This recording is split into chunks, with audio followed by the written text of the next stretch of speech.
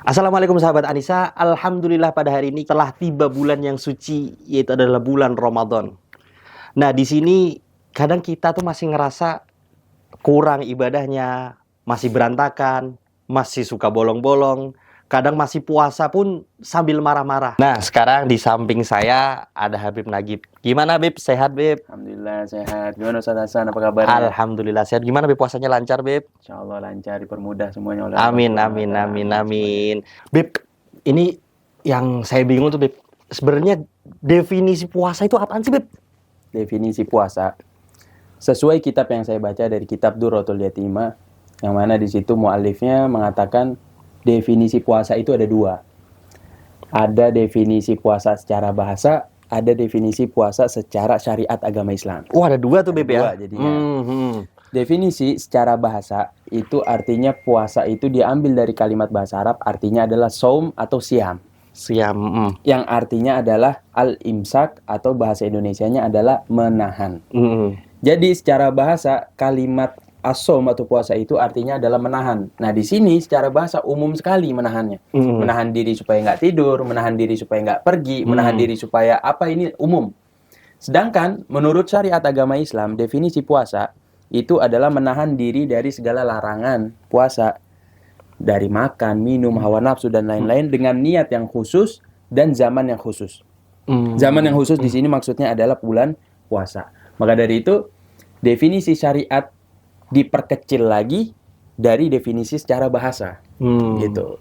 Yang tadi di definisi secara bahasa menahannya umum, diperkecil lagi oleh syariat dengan definisi yaitu menahan diri dari hawa nafsu dan makan dan minum dengan niat yang khusus dan juga di zaman yang khusus yaitu bulan suci Ramadan. Berarti puasa tadi terbagi menjadi dua, Beb, ya. Secara bahasa dia artinya cuma menahan, yang menahan artinya umum, apa aja tuh bisa masuk di situ, dan di syariat dikhususkan lagi, diperkecil lagi dengan tata cara yang khusus tadi ya. Menahan diri dari hawa nafsu, makan, minum, dan lain-lain seperti itu. Oke, kan ini bulan puasa, Beb. Kan berarti kan puasa itu kan maknanya luas, Beb, ya kan?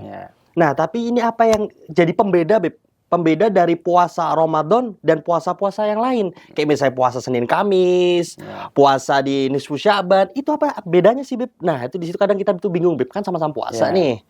Jadi memang benar, puasa itu ada banyak. Ada puasa sunnah, ada puasa wajib, ada puasa qadha namanya.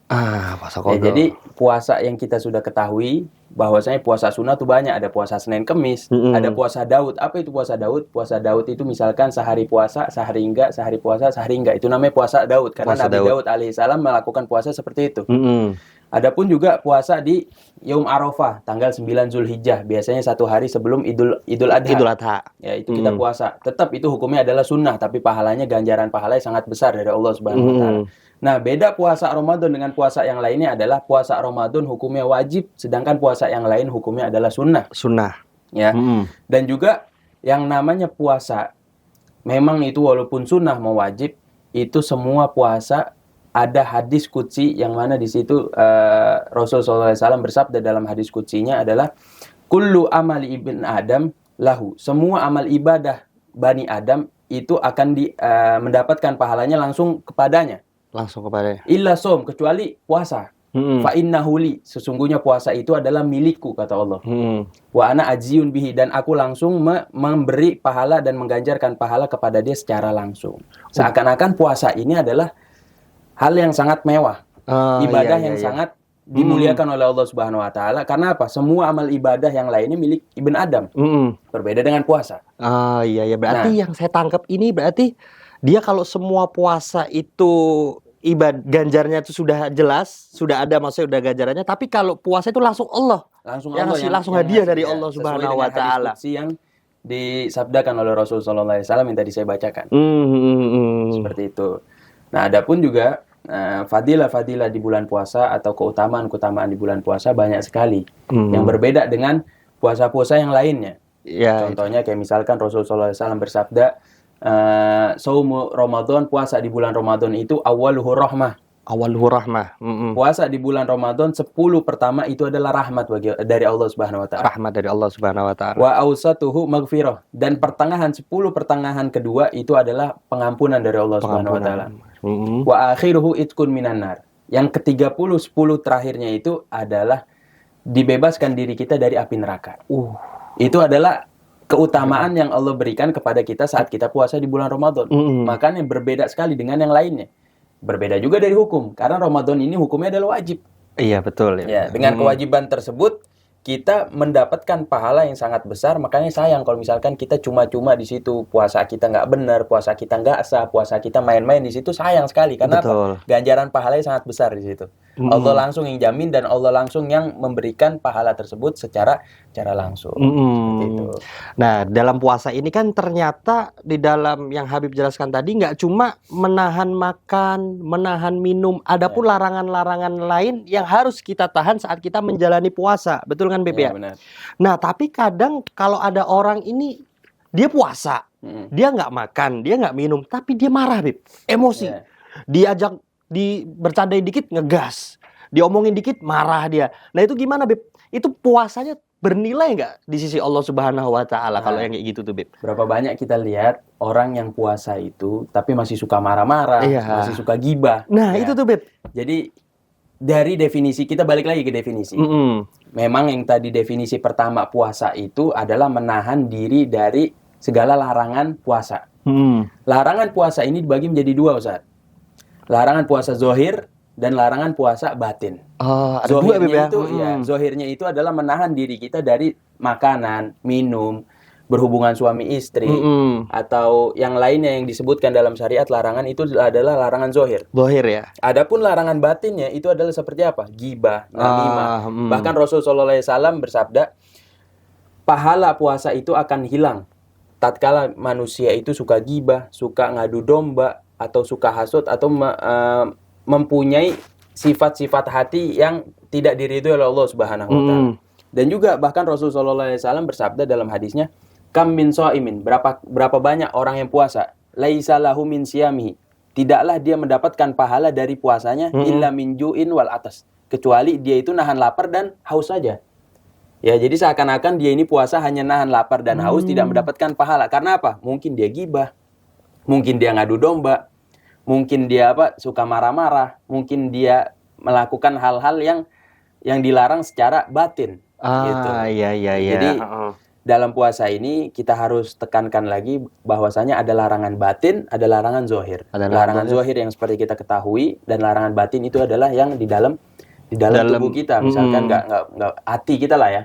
Nggak boleh kita gibah, nggak boleh kita namimah atau marah dan lain-lain. Berarti kan sayang banget ya, kita udah berpuasa, kita nahan, yang tadinya mungkin siang-siang pengen lah minum, kita tahan tuh. Pengen makan, lapar, kita tahan. Tapi karena kita marah, karena dengan hal-hal yang sepele dia lupa itu. Jadi puasa dia yang harusnya dapat ganjaran hadiah yang besar dari Allah Subhanahu Wa Taala, itu hilang. Dia nggak dapat apa-apa. Kan sayang banget, Beb ya. Beb, terus gimana sih, Beb? Tata cara yang bener, Beb ya. Apa sih dari awal tuh rukun puasa tuh, Beb? Dari awal sampai kan nih kadang orang-orang tuh kayak gimana sih ya puasa yang bener, rukun-rukunnya apa aja sih, Beb? Tuh gitu kan. Rukun puasa itu yang kita ketahui itu hanya 2. Ini sebenarnya balik lagi ke definisi nih. Semua pertanyaan ini balik ke definisi. Kalau kita paham definisinya, kita akan mengetahui semuanya. Rukun puasa itu hanya 2, Ustaz. Yang pertama itu adalah niat. Yang pertama adalah niat, yang kedua menahan diri dari hawa nafsu dan juga larangan puasa zohir dan juga batin. Jadi 2 ini harus kita tekuni, harus kita pahami, harus kita jaga. Karena apa? Niat puasa Ramadan sama niat puasa lainnya itu berbeda, Sat. Iya. Karena apa? Disyaratkan di bulan suci Ramadan itu adalah niatnya disyaratkan untuk menginapkan niat di malam hari. Oh, harus dari malam berarti, Beb ya? Seperti yang kita ketahui bahwasanya nggak jadi masalah kalau misalkan kita puasa sunnah Senin, ya bahkan Rasul pernah melakukan hal itu. Ketika Rasulullah SAW datang kepada Sayyidah Aisyah radhiyallahu anha, datang kepada Sayyidah Aisyah, ya Aisyah, apakah ada makanan di rumahmu? Tidak ya Rasulullah. Idzan ana shaim. Kalau nggak ada makanan berarti aku puasa. Padahal di situ mungkin itu adalah udah siang. Tapi syaratnya itu adalah tidak melewati setengah hari. Dalam artian masih jam 8, jam 9. Karena kalau misalkan udah zuhur ke atas, akan-akan dia puasa setengah hari doang. Niatnya di setengah hari. Itu nggak sah. Dalam artian apa? Jam 12 ke bawah. Itu kalau puasa biasa, bukan puasa Ramadan. Ya, jadi kalau misalkan dia tidak mendapatkan makanan di rumahnya, boleh dia puasa dengan syarat apa? Belum pernah melakukan yang membatalkan puasa. Gitu. Rasul juga seperti itu, datang ke Sayyidah Aisyah karena Rasul belum makan dan belum minum dan belum pernah melakukan kebatalan puasa, sehingga Rasul mengatakan berarti saya puasa mulai detik ini. Gitu. Berarti sebelum setengah hari sebelum duhur berarti itu patokannya. Sebelum duhur itu puasa biasa. Biasa. Tetapi yang kita harus tekuni ini, kita kan bulan puasa, kita harus niatnya di malam hari. Ya, seperti yang kita alami, yang kita sering lihat lah ya, bahwasanya kalau misalkan kita habis tarawih bisa kita niat tuh. Iya, imam mimpin kita buat niat. Kita dibimbing oleh imam. Bahkan seperti yang kita ketahui juga bahwasanya niat itu memang di awal pekerjaan. Kayak contoh, kita pengen wudu, awal pekerjaan wudu adalah membasuh muka. Kita niat di awal membasuh muka. Kita juga pengen sholat, awal sholat itu dimulai dengan takbiratul ihram. Kita niat pas takbiratul ihram. Tapi berbeda dengan puasa, Ustaz. Puasa ini mulainya adalah setelah subuh. Benar nggak? Betul, setelah subuh. Tetapi kita niatnya di malam hari. Nah, itulah yang membedakan puasa Ramadan dengan puasa yang lainnya. Puasa Ramadan diwajibkan untuk menginapkan niat di malam hari. Terus gambarannya bagaimana kalau misalkan dia tidak menginapkan niat di malam hari? Dalam artian dia niatnya setelah subuh, ya. Maka orang tersebut tetap wajib untuk menahan makan dan lapar sampai berbuka puasa. Berarti tapi wajib qadha. Wah, itu dia. Kan sayang banget tuh Beb ya. Sayang banget. Tapi wajib qadha. Itu bagi orang yang lupa niat di malam hari, dia tetap wajib menahan makan dan minum sampai maghrib dan tetap wajib qadha. Nah, ini kan gitu Beb. Ada nih patokan khusus kan menginap tuh. Ada jam-jamnya nggak Beb? Sampai jam sekian udah nggak boleh niat lagi. Itu gimana? Patokannya itu jam berapa, Beb? Patokannya itu adalah biasanya sebelum azan subuh. Oh, sebelum azan subuh ya? Azan subuh, itu tidak jadi masalah. Biasanya mau imsak pun, imsak kan biasanya 10 menit sebelum azan subuh.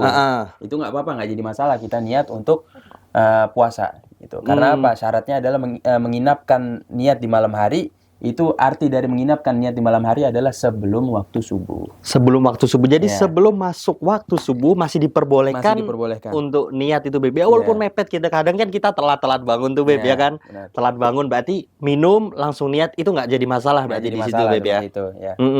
Alhamdulillah kita udah banyak belajar nih masalah puasa. Alhamdulillah kita dapat banyak faedah di sini dan saya ini pengen tahu Beb sebenarnya kalau pas buka puasa itu Beb, itu sunnah-sunnah yang bener itu apa Beb? Soalnya kan rata-rata orang buka es campur tuh Beb.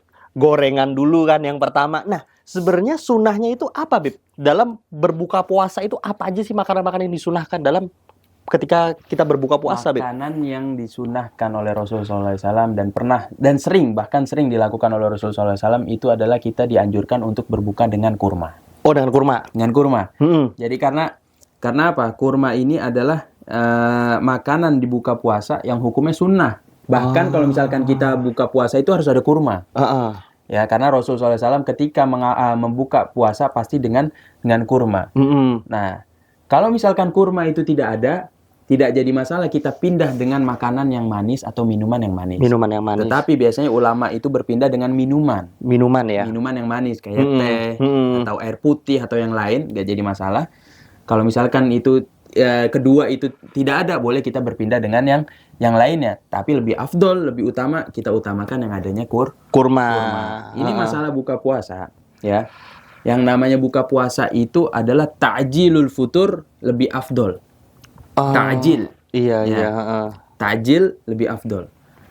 Maksudnya apa? Bergegas kita untuk berbuka puasa itu lebih afdol daripada nunggu entar-entaran. Azan kita langsung buka puasa, tapi harus dilihat dulu nih. Jangan sampai kita ini berbuka puasa itu sampai kita ini kekenyangan sehingga sholat maghribnya lupa. Nah, banyak banget nih. Banyak banget orang saking kenyangnya nafsu seakan-akan balas dendam makan seharian, dia makan semuanya sehingga dia itu sudah kenyang dan malas untuk melakukan amal ibadah sholat maghrib. Iya, itu kan. Bahkan kita sering lihat, karena kita sering sudah lama kita tinggal di negara Arab, kita lihat adat-adat orang Arab, mungkin itu adalah adat-adatnya Rasul Sallallahu Alaihi Wasallam. Jadi mereka itu ketika azan maghrib, mereka hanya makan kurma dan air putih, ya. Habis itu mereka sholat maghrib. Makannya kapan? Makannya setelah sholat maghrib. Nah, berbeda dengan Indonesia. Indonesia nih semua makanan sudah disajikan, ya kan, makan semua kekenyangan apapun itu. Ntar akhirnya mereka udah malas untuk sholat maghrib. Jadi intinya boleh kita mempercepat untuk berbuka puasa, tapi harus kita lihat, jangan sampai kekenyangan, jangan sampai kita ini lupa akan sholat maghrib. Berbuka puasa memang wajib bagi diri kita, ya karena apa? Kita lapar pasti. Iya, betul. Kita udah dihalalkan waktu itu, tapi jangan sampai kita ini meninggalkan hal yang wajib. Hak kita kepada Allah Subhanahu Wa Taala untuk melaksanakan sholat maghrib. Kalau bisa adalah tahan dulu, makan yang ringan-ringan, sholat dulu, baru makan yang berat. Tapi kadang ada di beberapa kasus tuh Beb, orang pas adzan mau sholat maghrib dulu biar nanti puas makannya sampai isya. Itu kan berarti suatu yang salah Beb kan? Iya, itu adalah suatu yang salah. Ketika azan nggak berbuka apa-apa, tidak membatalkan, itu adalah hal yang salah. Bahkan Ustaz, berbuka puasa itu adalah hal yang wajib bagi diri kita. Hal yang karena apa? Karena di saat itu kita sudah dihalalkan. Jangan sampai kita ini langsung sholat maghrib. Enggak, minimal paling sedikit adalah minum air putih dan makan korma. Bahkan yang uniknya lagi, ulama-ulama terdahulu itu kalau buka puasa dengan apa? Berjima dengan suami istri. Ya, karena apa? Harus dibatalkan. Harus batal dulu, harus dibatalkan. Mereka apa? Dibatalkannya dengan berhubungan suami istri, habis itu mereka mandi dan sholat maghrib, baru mereka makan. Intinya kalau misalkan kita langsung sholat maghrib, itu zolim bagi diri kita. Karena apa? Udah dihalalkan, tapi kita memilih untuk sholat maghrib. Takutnya sholatnya tidak khusyuk, kadang sholatnya gitu. Karena apa? Kelaparan. Karena bayangin makanan. Oke Beb, yang ini kan ada tuh, kadang kita tuh sering dengar Ramadan, bulan Ramadan disebut sebagai momen pulang, kembali kepada Allah. Itu gimana, Beb? Gimana tuh definisinya itu gimana sih, Beb? Kenapa kita dibilang momen pulang Ramadan itu momen pulang kepada Allah Subhanahu Wa Taala? Karena di situ sering kita dengar bahwasanya Rajab Syahrullah, Rajab itu adalah bulannya Allah, Sya'ban itu adalah bulannya Rasul sallallahu alaihi wasallam, Ramadan itu adalah bulannya umatku, umatnya Nabi besar Muhammad sallallahu alaihi wasallam. Artinya ini adalah Ramadan bulannya kita, tempat ibadahnya kita. Alangkah baiknya kita kalau kembali kepada Allah dengan niat yang tulus, dengan hati yang bersih, dengan ibadah yang sangat banyak, kita kembali kepada Allah di momen yang ini, di bulan ini. Karena apa? Di bulan ini banyak pahala yang sangat banyak. Ganjaran pahala yang Allah limpahkan kepada kita tatkala kita itu benar-benar bersungguh-sungguh untuk beribadah di dalamnya. Seperti yang kita lihat tadi, seperti yang sudah kita bahas sebelumnya, bahwasanya Allah itu langsung memberi ganjaran pahala kepada hambanya di bulan puasa atau di hari puasa. Allah langsung, karena apa? Puasa itu adalah milik Allah Subhanahu Wa Taala, berbeda dengan yang lainnya. Maka dari itu bisa dikategorikan pulang kepada Allah, karena apa? Puasa itu adalah milik Allah Subhanahu wa Ta'ala. Oke. Jadi kan kadang tuh orang tuh Beb ya, yang saya masih bingung. Dia sholatnya tuh masih bolong-bolong, Beb. Kadang sholat, kadang enggak, kadang sholat kadang enggak. Tapi dia pengen, di sisi lain dia pengen puasa dengan yang lebih baik gitu kan. Pengen Ramadan ini full, tapi kadang sholatnya tuh masih bolong-bolong. Itu gimana, Beb, cara menanggapinya? Yang apa, selesaiin sholatnya dulu dia nggak puasa, atau berbarengan, atau gimana tuh, Beb? Dia fokus dengan puasa tapi sholatnya berbolong sama aja, atau dia fokus dengan sholat tetapi puasanya bolong-bolong sama aja. Jadi solusinya apa? Berbarengan dua-duanya. Dibenahi atau disusun lagi niatnya untuk apa? Membenarkan sholatnya, untuk membenarkan yang namanya puasa. Mungkin dia itu ingin lebih baik di dalam puasanya. Tahun-tahun sebelumnya dia sering bolong terus. Karena apa? Belum terbiasa. Jadi intinya, kalau misalkan dia sudah terbiasa dengan hal tersebut, pasti dia tidak akan bolong. Lakukan puasa ini dengan cinta, tetapi jangan lakukan puasa ini karena untuk menggugurkan kewajiban. Berapa banyak orang melakukan puasa ini untuk menggugurkan kewajiban, sehingga apa? Bosan tuh, Beb. Karena terpaksa ya. Karena terpaksa untuk melakukan kewajiban tersebut, terpaksa. Jadi solusinya adalah lakukan puasa karena cinta kepada Allah, karena amalan yang dilakukan dengan cinta nggak bakalan ada bosannya. Karena dia suka, karena dia cinta gitu loh. Ya misalkan kita suka sama seseorang, kita jalan sama dia pun jadi seneng, nggak ada bosannya. Mau 24 jam kita jalan juga nggak akan bosan. Karena apa? Betul, karena kita cinta.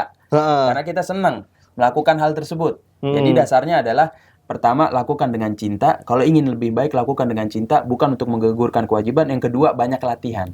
Banyak latihan. Maksud latihannya apa? Biasakan puasa Senin Kemis. Iya, itu kadang dengan puasa Senin Kemis kita akan terbiasa puasa di Ramadan. Ya. Ini puasa enggak, tahu Ramadan kan kaget tuh, Beb ya. Kaget pasti. Maka dari itu kita harus ada latihannya seperti itu. Nah, itu berarti kan masuknya ke hijrah, Beb ya. Nah, hijrah tuh gimana? Apakah hijrah tuh kita pelan-pelan atau langsung totalitas semua tuh, langsung kita tinggal semua kan kadang tuh berat tuh, Beb. Nah, itu kadang orang tuh bingung di situ, Beb. Antar aja gitu. Yang namanya hijrah, Ustaz, nggak mungkin kita langsung 100%. Karena apa? Kaget. Diri kita kaget. Misalkan kita ini 100% dulunya buruk. Untuk pindah ke baik 100%, diri kita bakalan kaget. Lebih baik pelan-pelan tapi pasti daripada banyak tapi nggak pasti. Iya. Contohnya apa? Kayak misalkan kita ini baru hijrah. Kita ini baru hijrah ke agama, misalkan kita pengen sholat duha. Biasanya itu nafsu, Ustaz. Iya. Nafsu. Misalkan kita pengen sholat duha nih 12 rakaat. Akhirnya dia dengan nafsu, setiap hari dia sholat 12 rakaat, 12 rakaat, 12 rakaat. Akhirnya dia cukup atau sanggup hanya 7 hari. 7 hari doang tuh, Beb? 7 hari doang. Karena apa? Karena setan itu akan menggoda manusia untuk melakukan amal ibadah yang sangat banyak. Ntar kalau udah banyak digoda lagi sama setan. Untuk apa? Saya nggak sanggup nih kayaknya nih. Maka dari itu lebih baik kita sholat duha 2 rakaat tapi pasti dan mudawamah terus menerus daripada banyak tapi putus-putus. Nah, istiqomahnya berarti yang mahal ya, Beb ya. Maka dari itu kan ada hadis Rasulullah SAW mengatakan ahabbul a'mali ilallahi adwamuha wa inqal. Kalau Rasulullah SAW bersabda, amal ibadah yang paling dicintai oleh Allah Subhanahu wa taala ada sedikit tapi pasti. Sedikit tapi terus-menerus daripada banyak tapi putus-putus. Jadi kalimat dari hijrah di sini adalah sedikit demi sedikit tapi pasti daripada banyak tapi putus. Kadang kan udah pengennya langsung langsung pakai kerudung tapi seminggu doang habis itu lepas lagi. Harus ada yang namanya fase demi fase. Harus bertahap, Beb ya, step by step. Seperti itu. Ini, Beb, yang jadi pertanyaan terakhir yang mencakup masalah puasa ini, Beb. Sebenarnya kenapa sih kita diwajibkan puasa, disyariatkan puasa itu kenapa, Beb? Mungkin ada ayat Quran yang bisa menjelaskan hal ini, Beb. Ada ayat Quran, Allah Subhanahu wa taala berfirman dalam ayatnya di surat Al-Baqarah ayat 183 itu sampai ayat 187 membahas tentang puasa. Allah Subhanahu wa taala berfirman dalam ayatnya, a'udzubillahi minasyaitonirrajim, bismillahirrahmanirrahim, ya ayyuhalladzina amanu kutiba alaikumusiyam kama kutiba alal ladzina min qablikum la'allakum tattaqun. Ini ayat surat Al-Baqarah ayat 183 yang mana Allah Subhanahu wa taala berfirman dalam ayatnya, wahai orang yang beriman, sesungguhnya Allah telah mewajibkan puasa kepada kalian.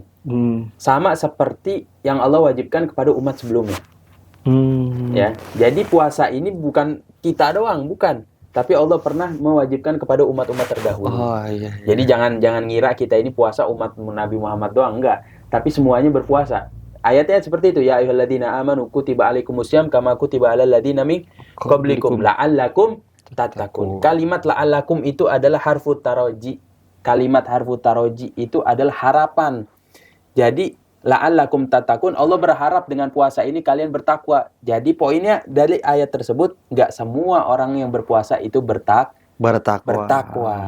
Tetapi Imam Suyuti menyebutkan kalimat la'alla itu adalah harapan sesuai segala harapan yang tidak ada berijtihad di dalamnya, semua harapan yang tidak ada sungguh-sungguh di dalamnya itu sia-sia.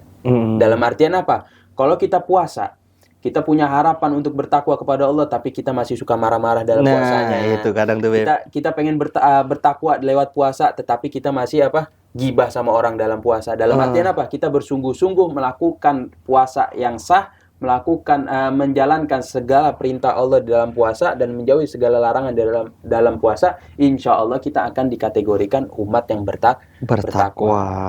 Seperti itu. Terima kasih banyak, Habib. Alhamdulillah pada hari ini kita sudah mendapatkan banyak pelajaran, banyak faedah langsung dari Habib Nagib, dan semoga Allah Subhanahu wa taala memberikan kita keistiqomahan yang terus-menerus kita bisa dapatkan. Bisa mendapatkan pelajaran, kita dapatkan hikmah-hikmah di bulan Ramadan ini. Dan insya Allah kita akan menemani sahabat Anissa pada bulan Ramadan setiap Jumat sore. Sekian dari saya dan Habib Nagib. Jika ada salah kata, kami berdua memohon maaf. Jika ada benar, datangnya dari Allah. Dan jika ada salah, datangnya dari kami. Hada wabillahi taufiq wal hidayah. Assalamualaikum warahmatullahi wabarakatuh.